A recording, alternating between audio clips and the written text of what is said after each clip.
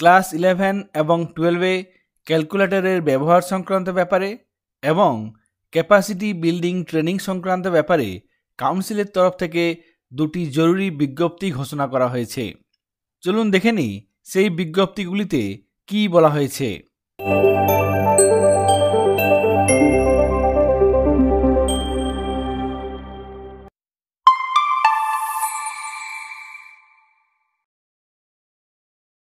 এখানে দেখুন, এই নোটিফিকেশন আজকে কিছুক্ষণ আগে প্রকাশ করা হয়েছে। 2025-26 একাডেমিক সেশনের জন্য সেমিস্টার সিস্টেম অনুযায়ী ক্যালকুলেটর ব্যবহার করা যাবে কিনা, গেলে কোন ক্ষেত্রে ব্যবহার করা যাবে, সেই বিষয়ে এই নোটিফিকেশন।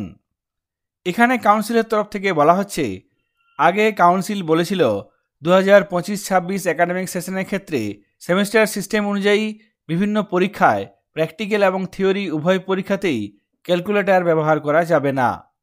তবে এক্ষেত্রে কাউন্সিল জানাচ্ছেন, বিভিন্ন তরফ থেকে অনেক রিকোয়েস্ট এসেছে যাতে ক্যালকুলেটর ব্যবহার করার সুযোগ দেওয়া হয়। বিশেষ করে প্র্যাকটিক্যাল পরীক্ষার ক্ষেত্রে যাতে পরীক্ষার্থীরা ক্যালকুলেটর ব্যবহার করতে পারে সেই সুযোগ দেওয়ার কথা বলা হয়েছে। এই পরিপ্রেক্ষিতে কাউন্সিলের তরফ থেকে ঘোষণা করা হয়েছে যে তবে শুধুমাত্র প্র্যাকটিক্যাল পরীক্ষার ক্ষেত্রেই পরীক্ষার্থীরা ক্লাস 11 এবং ক্লাস 12-এর জন্য প্র্যাকটিক্যাল পরীক্ষার সময় ক্যালকুলেটর ব্যবহার করতে পারবে। এক্ষেত্রে ক্যালকুলেটর কীরকম হবে সেই বিষয়ে এখানে বলা হয়েছে, শুধুমাত্র নর্মাল ক্যালকুলেটর, ট্রাইগোনোমেট্রিক, এক্সপোনেনশিয়াল এবং লগারিদমিক ফাংশনস থাকবে সেই ধরনের ক্যালকুলেটর ব্যবহার করা যাবে। তবে থিওরি পরীক্ষাতে কোনোভাবেই ক্যালকুলেটর ব্যবহার করা যাবে না।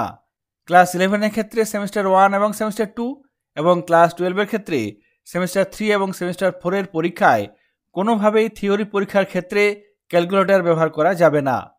এমনকি যদি কেউ সাপ্লিমেন্টারি পরীক্ষা দেয় সেক্ষেত্রেও ক্যালকুলেটর ব্যবহার করা যাবে না। কাউন্সিলের তরফ থেকে ক্যালকুলেটর ব্যবহার সংক্রান্ত ব্যাপারে এই নোটিফিকেশনটি জারি করা হয়েছে। এখানে দেখুন, দ্বিতীয় notification, West Bengal council of higher secondary এডুকেশনের তরফ থেকে ক্যাপাসিটি বিল্ডিং সংক্রান্ত ব্যাপারে একটি ওয়ার্কশপের অর্গানাইজ করা হয়েছে। এই ওয়ার্কশপ সংক্রান্ত ব্যাপারে আগেও নোটিফিকেশন জারি করা হয়েছে। সমস্ত বিদ্যালয় প্রধানদের জন্য ক্যাপাসিটি বিল্ডিং কাম অ্যাওয়ারনেস ওয়ার্কশপ করার কথা বলা হয়েছে। এই নোটিফিকেশন শুধুমাত্র নর্থ 24 পরগনা, সাউথ 24 পরগনা এবং কলকাতার জন্য। এই ক্যাপাসিটি বিল্ডিং কাম অ্যাওয়ারনেস ওয়ার্কশপে অংশগ্রহণ করার জন্য 23শে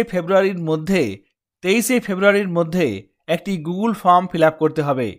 সেই গুগল ফর্মের লিঙ্ক এই নোটিফিকেশনে দেওয়া হয়েছে, কিংবা এই ভিডিও ডেসক্রিপশনে এই লিঙ্ক আপনারা পেয়ে যাবেন।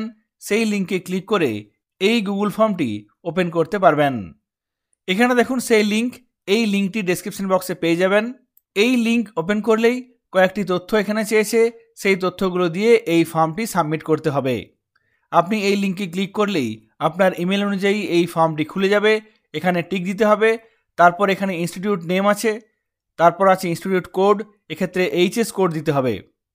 তারপর name of HM, TIC, AHM, যিনি এই ওয়ার্কশপে অংশগ্রহণ করবেন সেই এইচএম কিংবা টিআইসি কিংবা এইচএম এর নাম এখানে দিতে হবে। তারপর নিচের দিকে ডেজিগনেশন এখান থেকে সিলেক্ট করে নিতে হবে। তারপর নিচে কন্ট্যাক্ট নাম্বার এবং ইমেল আইডি দিতে হবে। এই তথ্যগুলি দেওয়ার পর নিচে সাবমিট অপশনে ক্লিক করতে হবে। তাহলেই এই গুগল ফর্মটি সাবমিট হয়ে যাবে। কাউন্সিলের তরফ থেকে প্রকাশিত দুটি নোটিফিকেশন আপনাদের সঙ্গে শেয়ার করলাম। সকলে ভালো থাকবেন, সুস্থ থাকবেন। ধন্যবাদ।